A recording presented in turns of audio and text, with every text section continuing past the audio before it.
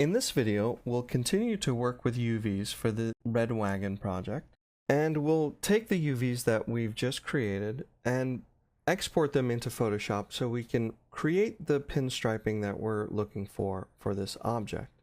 With my UVs satisfactory, I will go to select the object in object mode, and then under polygons in the UV texture editor, I will select UV snapshot. In the UV snapshot dialog box, I'm going to set my image resolution to be 1024 pixels square, and I will browse and pick where I want to place my image. In this case, we'll go ahead and put it in the images folder where the UVs are. I'll give it a name. This will be called A Panel UV Snapshot. And I'll hit save. Image file format, I'll go ahead and set this to a JPEG and leave everything else at its default and click OK. Maya will save out a UV snapshot file, which you can see in a file browser where you specified saving it. I'll just keep my file browser out of the way. And this is our UV layout for this object. We'll be bringing this wireframe view into Photoshop to create the pinstriping as we need. We'll go ahead and open that UV snapshot into Photoshop, and we'll have a very clear idea of where the pinstriping needs to go. Since this is a red wagon, what I'll do is I'll create a new layer of red. Here I'll create a new layer, and in that layer I will paint a red color.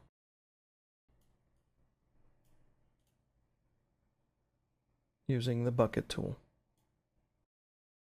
Now I'll want to see my UV layout so I can trace the pinstripe that I need. So I'll simply copy the background layer and place it on top. I can go in and give it a screen mode so the black in that image gives way to what's below it. Now I can go into my layer or even create a new layer for the white pinstripe. I can set my color, and I can take my brush or whatever tool I wish to use and start painting the pinstripe as we go along. Now the good thing is I've already created that stripe, and I can show you right here in Photoshop. We're going to be bringing this image back into Maya. I have saved out my Photoshop panel stripe by turning off all the wireframe snapshot layers and just putting out the pinstripe layer and the red. We'll go into the Hypershade under Window Rendering Editors, Hypershade, to import that as a file image.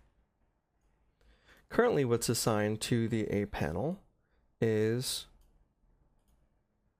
this red shader. I'm going to go ahead and make a copy of this shader by going to Edit, Duplicate Shading Network, and I'll go ahead and rename this as A Panel Decal. That way I get to keep the same exact settings for this blend, and that will match the rest of the blends that are on this wagon. For the color on the wagon decal shader, I'll click to create a file. I'm going to create texture. I'm right clicking to bring up this menu, create texture, and now we've got our file node. In the file node, I'll click on the folder icon, and I will go ahead and select the A panel stripe that will map on.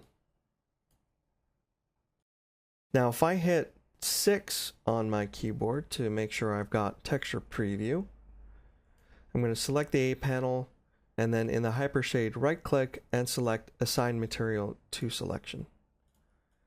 And there is our pinstripe. Now it's a little bit off, but that's quite alright. We're going to edit the UVs to get this to work right. We don't need to go back into Photoshop.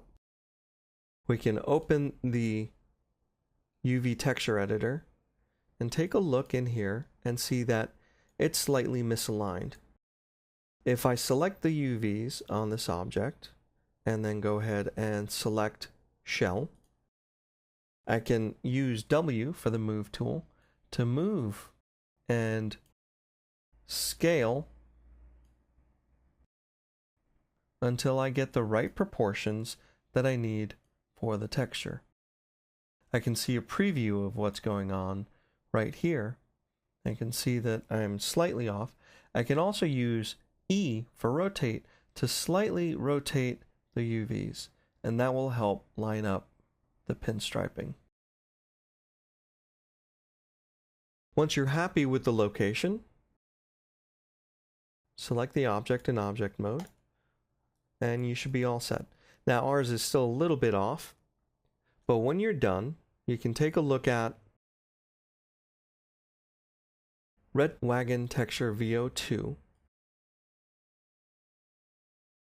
for all the UV particulars of this object. We take a look at the UV texture editor. We see that we've got a clean layout for the UVs, the pinstriping works, and that we've even created UVs for the other side as well as the B panel, which has the Red Wagon decal. All of these files and UV snapshots are saved and ready for you in the source images file under the UV project. You can see the B panel UV layout as well as the B panel stripe that's used for that decal. You can use these files to take a look at how this is set up and to try to create your own UV layout starting with the version 1 file. The same procedures that we've used to separate and reshape the UVs for the front side of this A panel hold true for the front side of the B panel. In this video, we took a look at how to use UVs and UV snapshots in Photoshop to recreate the pinstriping to be accurately put back on our model.